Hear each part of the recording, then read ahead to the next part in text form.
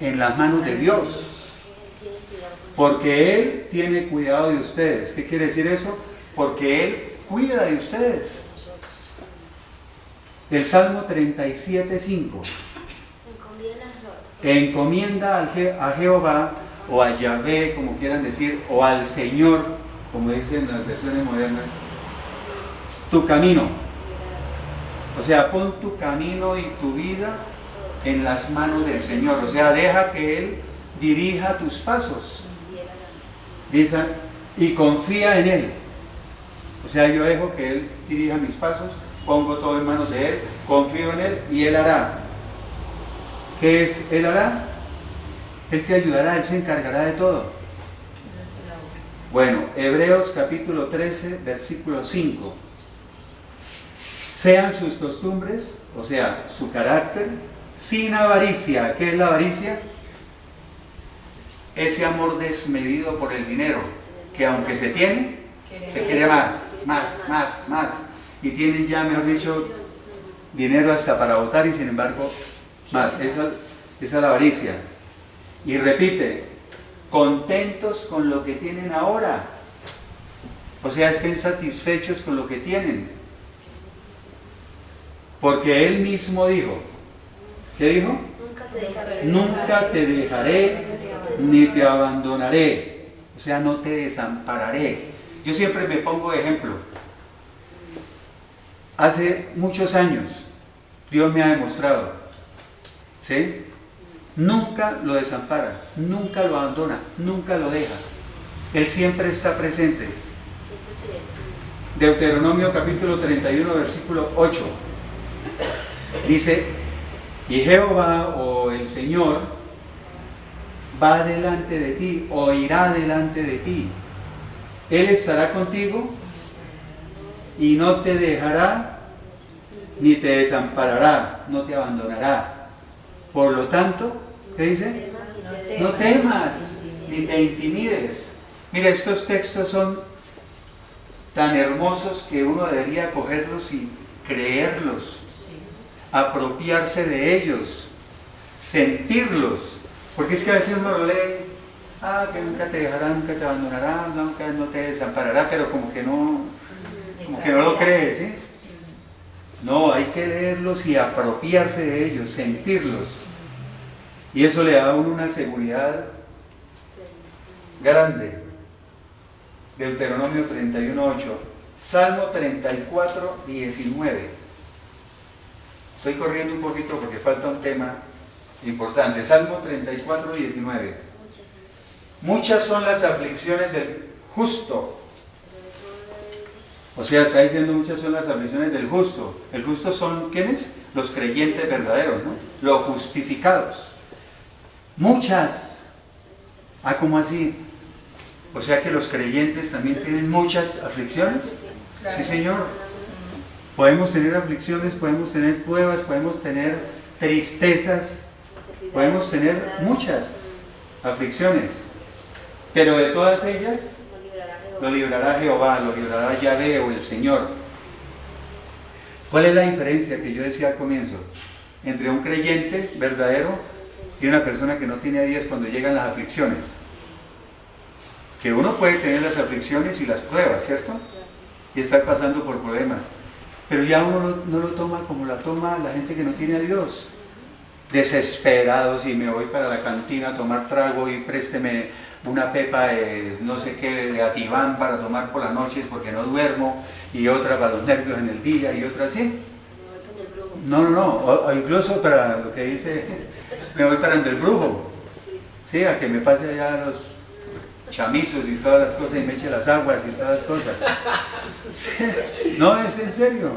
Mucha gente buscando esto y que me voy a que me lean la carta astral y que me da.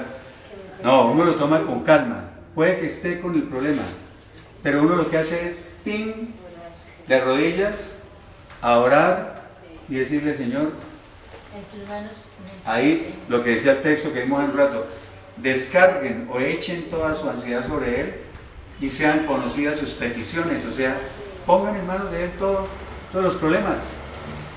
Bueno, Josué 1:5. Josué 1:5 dice, Nadie te podrá hacer frente en todos los días de tu vida. O sea, mientras vivas. Así como estuve con Moisés, también estaré contigo. ¿Sí? También estaré contigo. Otra vez, no te dejaré, ni te desampararé, o sea, no te abandonaré, mejor dicho. Nos lo repite como en 20 textos de la Biblia, 30. Juan 16, 33. Este me gusta mucho. Dice el Señor Jesucristo: estas cosas les he hablado para que en mí tengan paz. Para que en mí tengan paz, o sea, mientras permanezcan conmigo, van a tener paz, dice el Señor Jesucristo. ¿Ya? En este mundo tendrán aflicción, como decía el Salmo 34. Muchas son las aflicciones del justo. Ahí lo estaba diciendo David, aquí lo está diciendo el Señor Jesucristo. En este mundo tendrán aflicción, o sea, muchas aflicciones. Pero confíen, porque yo he vencido al mundo. O sea, mientras permanezcan conmigo, dice el Señor Jesucristo, tranquilos, confíen, no se preocupen, no se angustien, confíen en mí. ¿Sí? Y tendrán paz a pesar de las aflicciones.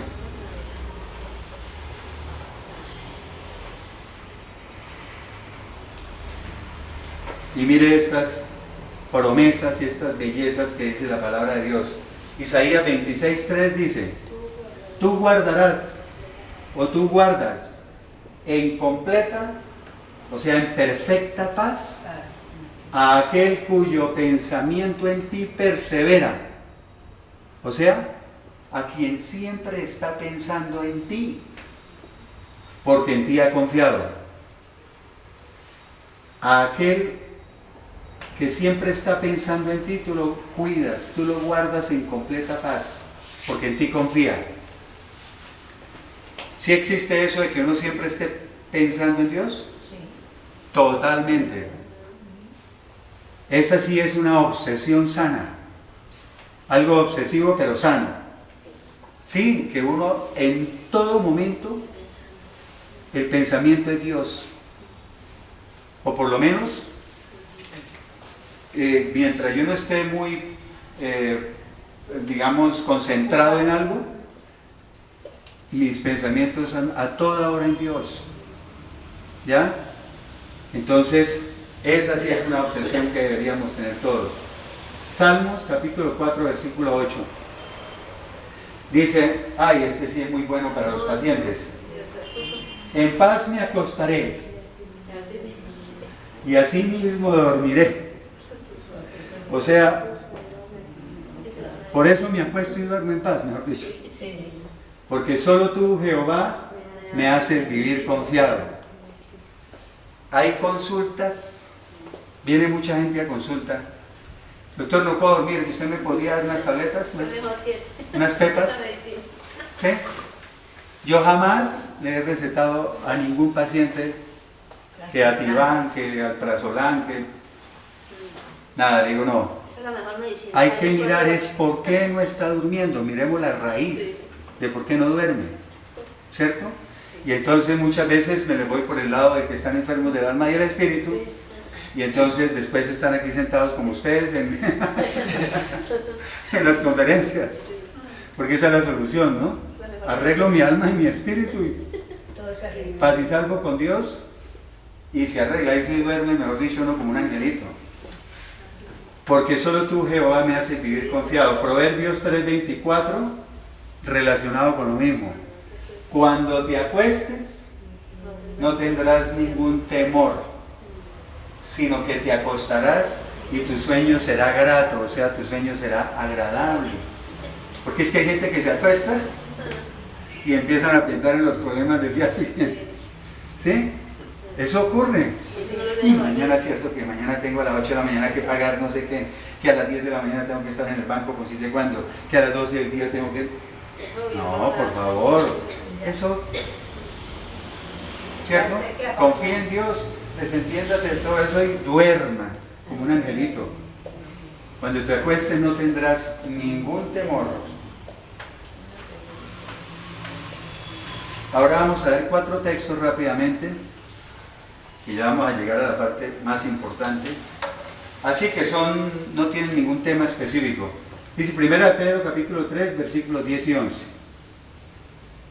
Porque el que quiera amar la vida, o sea, disfrutar de la vida, y ver días buenos, o sea, gozar de días felices, que refrene su lengua del mal y que sus labios no hablen engaño, que se aparte del mal, o sea, que no practique la maldad, y que sus labios no hablen engaño, o sea, que deje la mentira, que se aparte del mal y haga el bien. Pero mire, vuelve a decir lo que ya habíamos leído en otro texto, que busque la paz y la siga. En el otro decía, síguela, la paz. Que busque la paz y la siga, o sea, que se esfuerce por mantenerla, estar uno esforzándose por mantener esa paz diariamente, en cada momento. 1 Corintios capítulo 14, versículo 33. Porque Dios no es un Dios de confusión, sino de paz, como en todas las iglesias de los santos. El término ese que les dije, que Dios es un Dios de paz, vienen muchos textos. Romanos capítulo 8, versículo 6. Porque el ocuparse de la carne es muerte. Entonces aclarémoslo para los que no conocen esos términos que son nuevos. El ocuparse de la carne, cuando dice la carne, se refiere a esa naturaleza pecaminosa que todos tenemos. Esa naturaleza pecaminosa, o sea, la que nos lleva a pecar. Entonces, el tener mi mente puesta en el pecado es muerte. ¿Cuál muerte? La muerte espiritual. Cuando yo vivo en el pecado, ¿ya? O sea, cuando uno no ha llegado a los pies de Dios y vive esa vida de pecado, uno está muerto espiritualmente. Entonces, si mi mente está puesta en la carne, o sea, en el pecado, yo estoy muerto espiritualmente. Dice, pero el ocuparse del espíritu, espíritu con mayúscula es el Espíritu Santo. O sea, el poner mi mente en el Espíritu Santo es vida y paz. Acuérdense aquí, aclaro, acuérdense que cuando nosotros no habíamos recibido al Señor Jesucristo en nuestra vida, estábamos muertos espiritualmente. El Espíritu Santo entra en nuestra vida y nos da vida. Por eso dice, el ocuparse del Espíritu es vida. Hay una resurrección espiritual. Pasamos de muerte a vida. Pero también es vida y paz. Acuérdense que la paz lo vimos como uno de los componentes del fruto del Espíritu Santo, ¿no? Romanos capítulo 14, versículo 17. Porque el reino de Dios no es cuestión de comida, ni de bebida, sino de vivir en justicia, paz y gozo en el Espíritu Santo. O sea, vivir en paz por medio del Espíritu Santo, ese es el reino de Dios. Y ahora sí comenzamos un tema, y antes de pasar la primera diapositiva es el siguiente. ¿Dios le puede dar paz a una nación, a un país? Claro. No lo digan así como dudando. Sí. ¿Dios puede quitar la paz de un país? Sí. Correcto, también. Así como Dios puede darle la paz a un país, también se la puede quitar. Porque es que cuando hablamos de las bendiciones, ¿se acuerdan de esa conferencia? Yo dije, la Biblia habla de que recibimos muchas bendiciones, pero con condiciones. Correcto, con condiciones. Porque ahorita vamos a ver la relación que hay en lo que estoy hablando, con las bendiciones y condiciones. ¿Ya? Y vamos de una vez. En Jeremías, nos fuimos al Antiguo Testamento. Jeremías capítulo 16, versículo 5. Y ya vamos a terminar. La de hoy fue corta comparada con las que yo hago. Jeremías 16, 5. Porque así ha dicho Jehová o Yahvé o el Señor, como quieran, no entres en una casa donde haya luto o duelo, o sea, donde haya un muerto. Ni vayas a lamentar, o sea, no vayas a llorar, no lamentes su muerte. Ni los consueles, o sea, no consueles a los deudos. Lo importante es esto, porque yo he quitado mi paz, mi misericordia y mis piedades de este pueblo, dice Jehová. Ahí está confirmando lo que dijimos ahorita, que ustedes lo dijeron y yo también les estaba diciendo. Yo he quitado mi paz de este pueblo, de esta nación, de este país, llámelo como quiera. Ahí no dice por qué, pero ya vamos a quitar mi paz, mi misericordia y mis piedades, o sea, mi compasión o mis compasiones. Pero dijimos que Él también puede dar la paz a una nación, a un país. En el segundo libro de Crónicas, capítulo 20, versículo 30, dice: y el reino de Josafat tuvo o disfrutó de paz. ¿Por qué? Porque Dios le dio paz por todas partes. ¿Sí? El reino de Josafat. Entonces ahí está confirmando que Dios puede retirar su paz, quitar la paz, pero también puede dar la paz por todas partes a un reino, a un país, a un gobierno, a una nación. Y entonces ahí hacemos un análisis antes de ver los otros dos textos. Si hay un país donde están alejados de Dios, ¿cierto? Y digámoslo, es triste decirlo, pero Colombia está alejado de Dios. Bastante. O sea, no nos digamos mentiras, porque yo no puedo ir a... No, Colombia, para Cristo, todos 50 millones de habitantes que tiene, todos están convertidos. No, no es cierto. Y si un país empieza, o sea, sus gobernantes, porque son sus gobernantes, empiezan a meterle el pecado, ahí se destruye todo. Dios, ¿será que empiezan a decir ese país? No. Entonces dicen, ¿cuál pecado? Por ejemplo, empiezan las leyes del aborto, vamos a legalizarlo, ¿cierto? El matrimonio entre homosexuales, y aclaro para que después no me vayan a...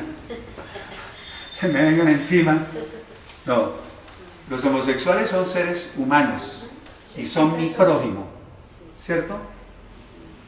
No podemos estar en contra de ellos, porque al contrario, el día que tengamos la oportunidad tenemos que hablarles de Dios y ver cómo los traemos también a la salvación y a la vida eterna, hablarles del Evangelio, ¿cierto? Ellos, incluso aquí, como lo voy a comentar, entre comillas, no tienen la culpa de lo que hagan los gobernantes, porque ¿quiénes aprueban esas leyes? Los gobernantes. Entonces el matrimonio entre los homosexuales, pero también empieza, no, y adopción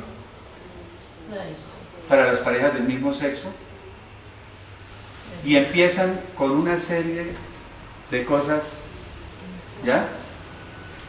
Entonces, Dios no puede estar en una parte así, no puede decir, voy a poner ese pueblo, ese gobierno, ese país en paz. Al contrario, cada día se siembra es más maldición por el pecado. Y ahora, si la gente anda alejada de Dios, porque hoy en día, créanme, en los colegios y en las universidades, mi esposa está estudiando, ya les conté, licenciatura en filosofía e historia. O sea, eso hace parte de las ciencias sociales, ¿no? En una universidad católica, y tengo que reconocer que sus principios buenos, ¿sí? Oran, muchas cosas, hablan de Dios, o sea, tratan de inculcar principios, pero sin embargo hay profesores que llegan a tratar de que los estudiantes no crean en Dios, que eso son cuenticos, y a los niños los están Sí, le están criando levantando. en los colegios, los están levantando, perdón, de esa manera. En que ya eso, lo de Dios y eso No ya, existe. eso no existe. nada. Que antiguamente sí, en el colegio le enseñaban a uno Antiguamente Sí. eso, religión, eso era. Sagrado. Y si no Que- le aprendía los mandamientos, y todo que los eso. mandamientos y que yo voy a decir un catecismo que había y ahí eran, uy, no, este man es viejito, Sí. el catecismo del padre Astete, Ah, sí. de Gaspar Astete. Eso se lo hacían aprender a uno al derecho y al revés y todas las cosas. Entonces, hoy no. No. No, es que ni quiera miran. Y entonces mire lo que se... El segundo libro de Crónicas, capítulo 7, versículo 14. Mire las condiciones que pone el Señor. Dice, si mi pueblo, sobre el cual es invocado mi nombre, o sea, si mi pueblo, dicen otras Biblias, si mi pueblo que lleva mi nombre, se humilla y oran y buscan mi rostro y se convierten o se apartan de sus malos caminos, o sea, abandonan su mala conducta, dice ¿qué? Entonces yo oiré, los escucharé desde los cielos, perdonaré sus pecados y sanaré su tierra. O sea, devolveré la prosperidad a ese país o a esa nación. Pero miren que pone las condiciones. Sí, pero muy emocionante. Si mi pueblo se humilla, ora, buscan mi rostro, se convierten, se arrepienten, pero 50 millones como los ponen. Para Dios no hay nada imposible, pero es que es difícil. Entre más días menos. Entre más días menos, sí. Entonces, esa sería la condición. Salmos capítulo 29, versículo 11. Dice, Jehová dará poder a su pueblo. Dice, o sea, cuando se haga todo esto que dijimos ahorita, unámoslo con esto. Dice, Jehová bendecirá a su pueblo con paz. Y entonces,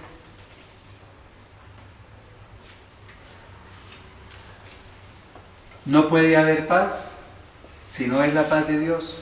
O sea, la verdadera paz. Esa es la única que conoceremos, la paz de Dios. Porque La del hombre es mentira, falsa. iba a hablar algo, pero esta mañana Dios me dijo no hable de eso. Es pura falsa. Y aquí vamos a leer ya los últimos 4 textos y terminamos esta belleza de textos. Filipenses capítulo 4, versículo 7, dice, y la paz de Dios, que sobrepasa todo entendimiento, o sea, la paz de Dios que es más grande de lo que el hombre puede entender, guardará sus corazones y sus pensamientos en Cristo Jesús, o por medio de Cristo Jesús. Esa paz que sobrepasa todo entendimiento, o sea, esa paz que uno no puede entender, ¿a qué se refiere? A que todo el mundo anda estresado porque bajó el petróleo, subió el dólar, subió la inflación, el mercado está muy caro, la carestía, la economía, todo el mundo va para abajo y uno tranquilo, relajado, en paz. Y yo no lo estoy diciendo ahí de, como decimos aquí, de carreta, ¿no? Es la verdad. Dice uno, No nos pasa ni la brisa. Dios sabrá, ¿sí o no? Dios sabrá, Dios proveerá. Dios proveerá. Colosenses capítulo 3, versículo 15, lo que nos dice, y que la paz de Dios gobierne o reine en sus corazones, a la que asimismo fueron llamados en un solo cuerpo y sean agradecidos. O sea, a esa paz fuimos llamados. ¿Ya? La paz de Dios gobierne nuestros corazones. Segunda de Corintios capítulo 13, versículo 11. Dice, por lo demás, hermanos, dice Pablito, tengan gozo, o sea, alegría, regocíjense, vivan felices. Dice, perfecciónense, o sea, busquen la perfección en su vida, o busquen la excelencia en su vida. Consuélense, o sea, anímense unos a otros. Sean de un mismo sentir. O sea, vivan en armonía con un mismo sentir, con un mismo pensamiento. ¿Y qué? Y vivan en paz. Dice, entonces, o sea, cuando hagan todo esto, esas 3 o 4, pero cuando vivan en paz, dice, el Dios de paz y de amor estará con ustedes. Segunda de Tesalonicenses capítulo 3 versículo 16 dice, y que el mismo Señor de paz le dé siempre su paz en toda manera. En el original griego dice, en toda forma. O sea, que el mismo Señor de paz les dé siempre su paz en todas las circunstancias. ¿Cierto? Que el Señor sea o esté con todos ustedes. Faltan 2 cositas rápidamente. Y lo quiero decir públicamente. La falta de paz, se conocen muchas cosas. Yo, por ejemplo, tengo una experiencia con 2 pastores. Si son pastores, son personas que se supone que están en los caminos de Dios dirigiendo una iglesia, dirigiendo sus ovejas. Bueno, viven en paz, digamos, mejor dicho. Yo no sé si yo les hice algo malo, si cometí muchos errores, pero cuando yo pienso si lo hice, digo, no, por ninguna parte. O si los cometí, esos errores fue involuntariamente. Sin embargo, yo a veces me encuentro con ellos de frente y se apartan, me esquivan, ¿sí? No me saludan, todo eso. Eso es falta de paz. Se lo digo con sinceridad. Y lo digo delante de Dios. A mí no me molesta, no me resiente, no siento amargura, no siento absolutamente nada. O sea, no me da ni frío ni calor, como decimos. Pero me da tristeza.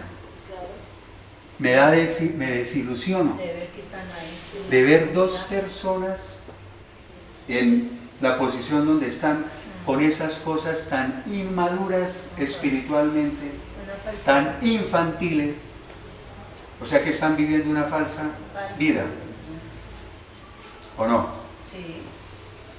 Y eso dije, algún día lo comento, ¿no? Pues no digo los nombres por obvias razones.